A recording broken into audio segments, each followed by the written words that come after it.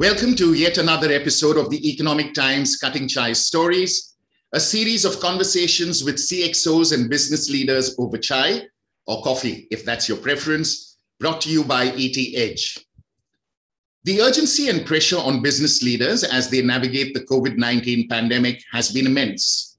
These business leaders have been constantly monitoring myriad ways to ensure that their respective companies stay on course in the new normal. The incredible demands placed on them makes us often wonder how they have time for family, hobbies, or any downtime at a personal level. And let's not forget that they are mere mortals. This initiative by ET Edge is aimed to create a deeper connection with them and to get a sense of what business leaders of several prominent companies do when they are not in business mode. Today, it's my pleasure to host Gaurav Kataria, Chief Digital and Information Officer, Sai Life Sciences Limited. Gaurav, welcome to the Economic Times Cutting Chai Stories. Thank you very much, Ivan, and it's a pleasure being here. My pleasure too. Okay, Gaurav, let's rewind a little, in fact, rewind quite a bit and start at the very beginning. If you were to go back to the early years of your childhood, school, or later college, could you let us know about any positive influences or incidents that contributed towards shaping your foundation in those formative years? Very interesting question. So if I actually look back, right, my father was in the defense forces. He retired as a general in the army. And my mother has always been a homemaker. And we were, and I have an elder sibling, elder sister, and we were all, very modest upbringing, considering we were from the defense forces. But interestingly, it was always imbibed in us that transparency is key. So we used to have, dinner table, lunch table conversations where, even at our tender age, all finances were discussed, and there was good amount of transparency so that we as children as well know that we have to work hard to really get the things that we desire, and also that we don't put probably unnecessary demands on our parents, right? But considering the dad was in the forces, it brought in that risk-taking appetite. It also brought in into me an attitude of service, patriotism and service, which sort of comes with, naturally to the defense forces. And it also sort of, with my mom's influence, she's always been the big support pillar in the house. There's always been a lot of positivity, right? So there's a lot of creativity on how to reuse things, how to be frugal, right? So I think a blend of all of that, has really helped me shape where I am today. Wonderful. What a lovely way to start this conversation.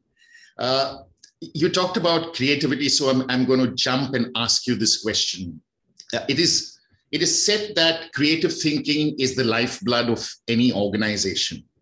How do you encourage it within your organization to keep the new ideas coming constantly? Right. There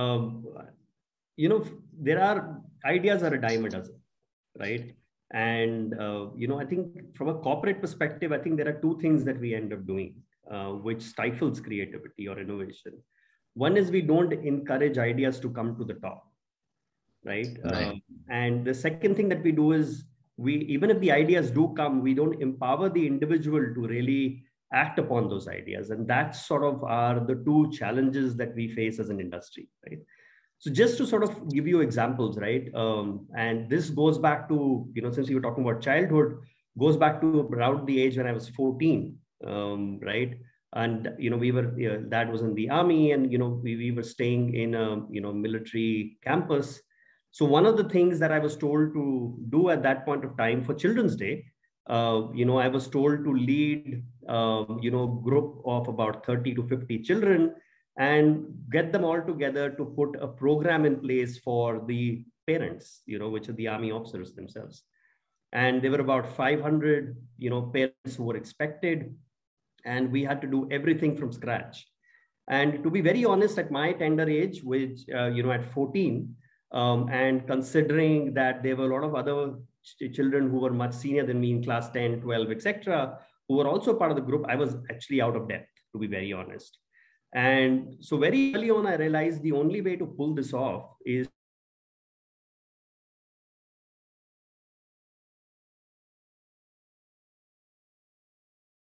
of getting to select the best ideas. It could be for the theme, it could be for the dress, it could be the food menu, it could be for catering, whatever, right? At the end of the day. And, that worked like a charm, because not only did we collectively get brilliant ideas on the table, but we also empowered, the individuals who've given the ideas to say, okay, run with it. Let me know what you want, and I'll make resources available for you. And that just, worked brilliantly.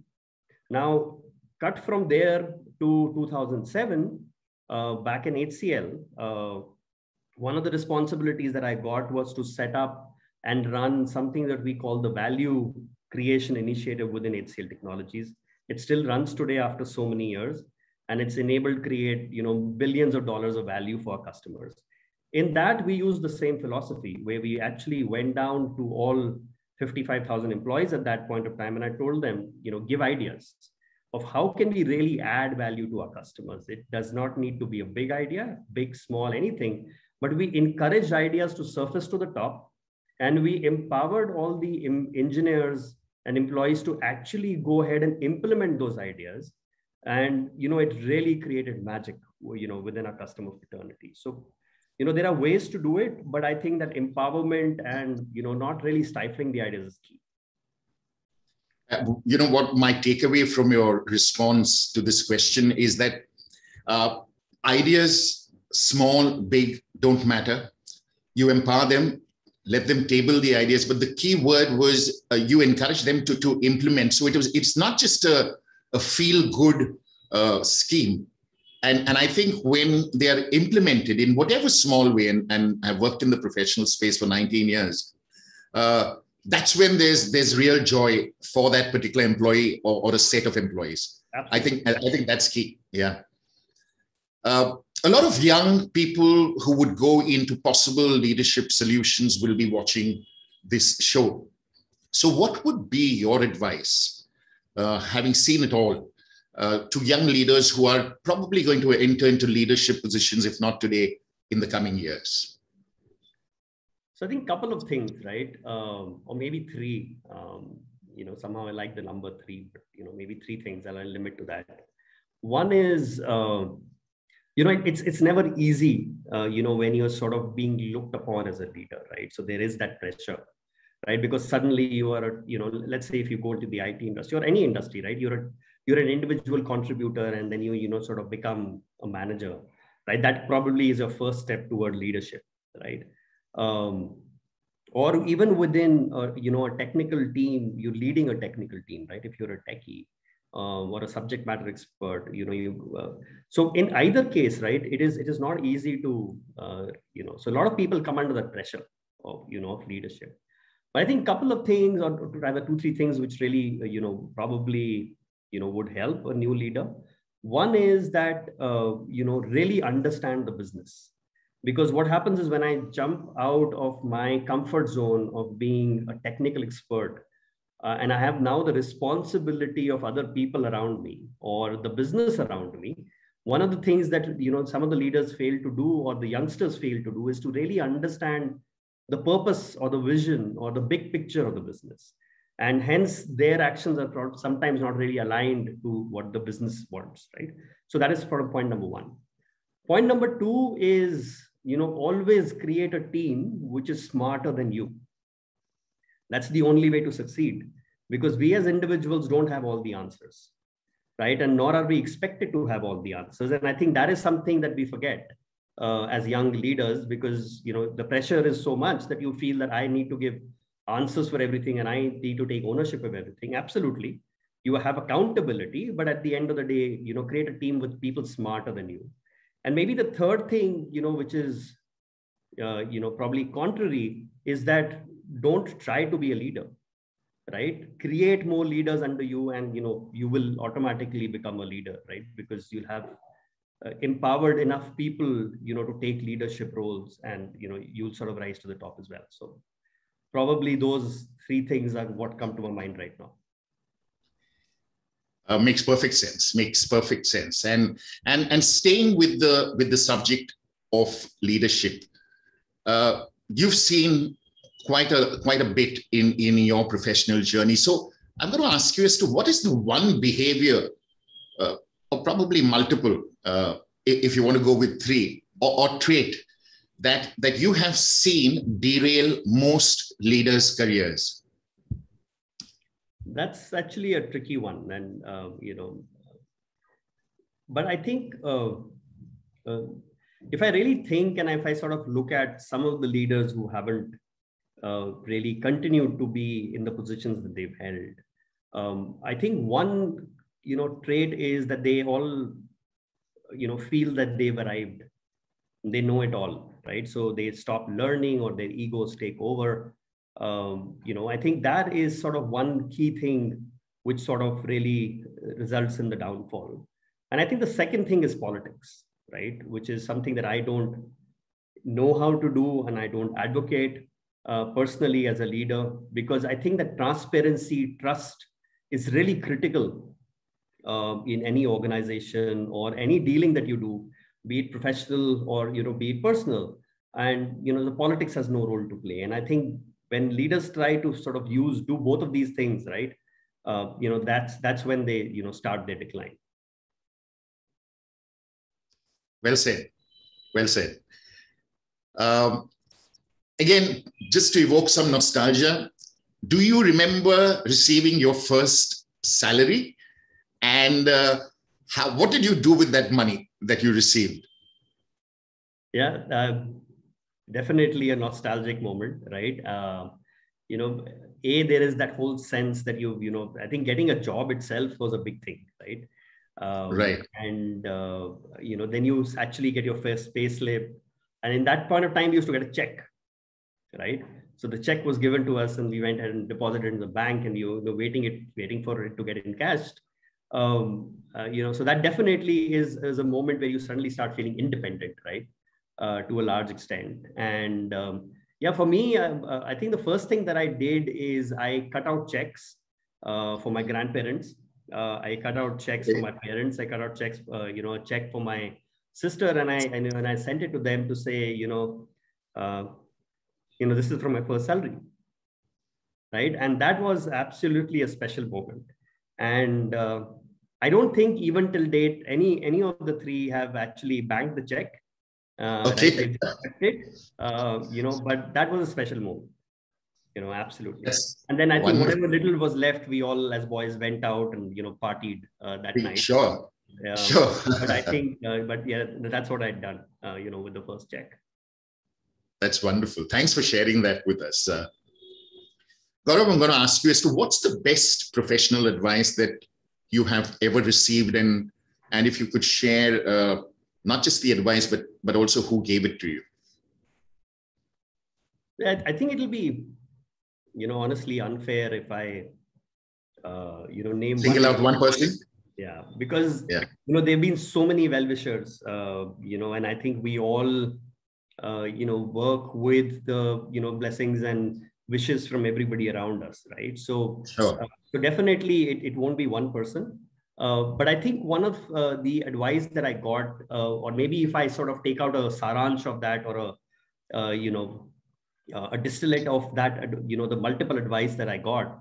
But I think one of the key things is that always continue to add value in whatever you do, right? If as an individual at whatever level you are, right? If you're focused on every interaction adding value and leaving, either you are gaining something for that conversation if you're not the person delivering anything, right? So either add value to yourself, so continuously keep on learning, or you have to add value to the other. And if there are cases where you were, let's say, even simple things, right? A lot of people send out calendar invites to 20 people for a meeting, right? And out of that, maybe 5 people are not really required, and they also don't know why they are there, right? Yes. At that point of time, I've actually learned it learned to just decline that meeting. So I don't think I can really add value. So, please go ahead and let me know, what's really required. But, just continuously keep on learning, upgrading yourself and adding value. And I think if you just do these two things, I think they will go a long way. So I think that is, something that just stuck with me, all throughout my career. And that's what I continuously strive to do. Wonderful. Great. I'm having a great time conversing with you, Gaurav. So with that, great. With that, what we'll do, Gaurav, is move on to another segment of this conversation, which is called the one word, one line answer. Since you talked about three being, you like to talk in threes, well, I'm going to throw some questions where I'll probably ask you things in threes, maybe 3 words. Yeah. So are you ready for this? This is a nice, fun round. The objective being to get to know Gaurav beyond the Chief Digital and Information Officer at Life Sciences Limited. So, okay, great. So let's start with 3. Name 3 all-time favorite food dishes. Rajma chawal, right? Butter chicken. Okay. And maybe curd rice, being in South for so many years now. Yes. Wonderful. What was your favorite subject in school? I definitely can't name 3 on those. No, just one. I'll mention 3, and that's when. No, I'm just kidding, because I don't think I had 3 favorite subjects in school. Right. But I think it was computer sciences. Okay. Yeah, because I think the creativity in me, and I think doing things and making them come to life really helped. So I think computer sciences. Sure. Most disliked subject in school? Sanskrit. Okay. Would you describe yourself as an extrovert or introvert? I think I'm sort of a middle path. I can barely be reserved, sit in a corner and read a book, and I can really go out. But I'm not the, I don't hog the limelight in a party, let me put it that way. But I can go ahead, meet people, have conversations. So I think, it's a little mix more to the extrovert side and maybe a little less to the introvert, because I love people. I love to connect with people. That's wonderful. 3 things you always carry in your wallet. A picture of my family, okay, my driving license, and cash. Wonderful. What's the most courageous thing you have ever done, Gaurav? I was part of a mountaineering expedition team which scaled Mount Jogin 3, which is 20,065 feet. And this was in college. That was definitely a daunting task. Really scaling, a peak. But, on the way down, I sort of slipped and fell down into a crevice, 40 feet deep, survived, So if I look at that whole episode, right, it's taught me so much, around nature and, independence and, whatever. Sure. I think, that is probably one of the most courageous things I would have done, is to really attempt scaling a peak. Okay, good. Gaurav, choose one of the 2 options that I'm going to throw at you now. Would you prefer to live in a mansion or live in a farmhouse? Farmhouse. Okay. Desi Indian breakfast or an all English breakfast? All English breakfast. Okay. Samosa pav or vada pav? Vada pav. Okay. Expensive gifts or thoughtful gifts? Thoughtful gifts. Work from office or work from home? I think it's a mixed bag. I'm getting used to working from home, but I think there are those interactions which you still require the personal connect. Sure. So I think if it comes to it, work from office is absolutely great. Sure. Were your parents strict or lenient? You threw light earlier, but would you consider that being strict, or were they lenient? Lenient. And who was the more lenient of the 2, father or mother? I think father was more. He was disciplined, being an army officer, but I think he was lenient. Yeah. choose one of the two options, flute or trumpet. Flute. Basketball or soccer. I don't think you expected this. Yeah, I played on both teams. I'm just trying to figure out in my college days, right? I played on both. Right. Basketball. Yeah. I did a little research on you, and I said I'm going to put this to Gaurav, and let's see if he can choose between his two loved sports. What is your all-time favorite ice cream flavor? Chocolate chip. Okay. Would you rather travel back in time to meet your ancestors, or would you rather go to the future to meet your descendants? Go to the future. Okay. If you could start a charity for a cause, what would that charity be for? Education. Wonderful. If you were a color, which color would you be? Yellow. Most admired Indian? Okay. Your most, yeah. Very difficult one. Take your time. I'll probably, I really don't know, right? Most admired Indians. I think there are so many great Indians. One. I think I probably won't call out one. I'll probably just, I definitely admire all these and entrepreneurs who are doing such a great job putting India on the world map and really carving this for themselves. So I don't think I want to call out one name. Sure. That's fine. Do you trust someone until proven otherwise, or do you think trust has to be earned no matter who with? The first one. I sort of inherently trust people, yeah. Sure. If a movie were to be made on your life, which actor would you want to play you? That's a tough one. Maybe Amir Khan. Of course. Very versatile actor. Which three people, Gaurav, living or dead, would you, it could be fictional too, would you like to have a cutting chai conversation with, where you're in my seat and you have say 25 minutes to have a cutting chai conversation with? So which three people would you pick? I think Elon Musk.